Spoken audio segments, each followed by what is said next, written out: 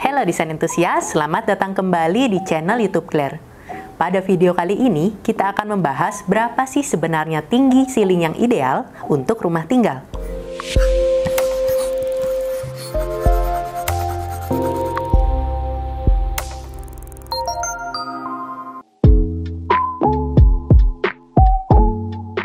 Tidak hanya luasan meter persegi, ketinggian ceiling juga sangat menentukan kenyamanan sebuah ruangan.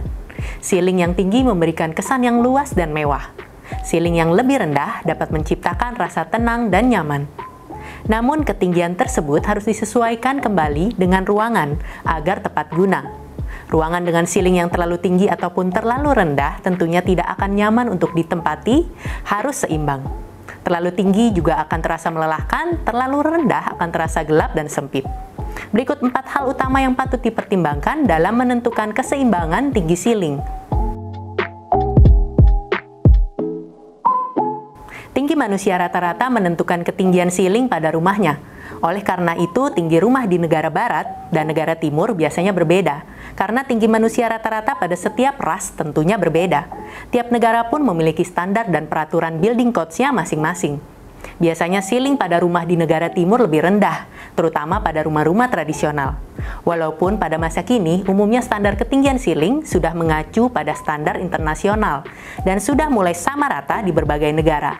Tinggal preferensi pribadi yang menentukan. Semakin luas sebuah ruang, maka akan semakin cocok memiliki ceiling yang tinggi.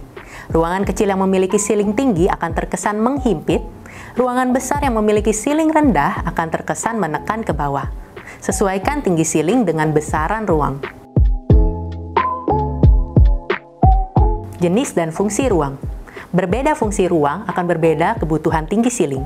Secara umum, standar ketinggian ceiling dapat dibagi menjadi pada ruangan hunian utama dan sekunder.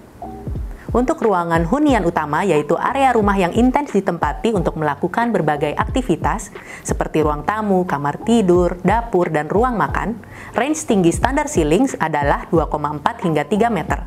Namun 2,4 itu adalah batas minimum. Jika berbicara ideal, ketinggian standar ceiling ideal masa kini sekitar 2,8 hingga 3 meter. Di bawah itu terbilang pendek, di atas itu di ketinggian 3 hingga 3,6 meter tergolong lebih grand. Jika ingin lebih luxurious, bisa melebihi hingga 4 meter, terutama untuk ruangan dengan void, bisa sekitar 7 hingga 8 meter. Tetapi ingat, sesuaikan kembali dengan besaran ruang.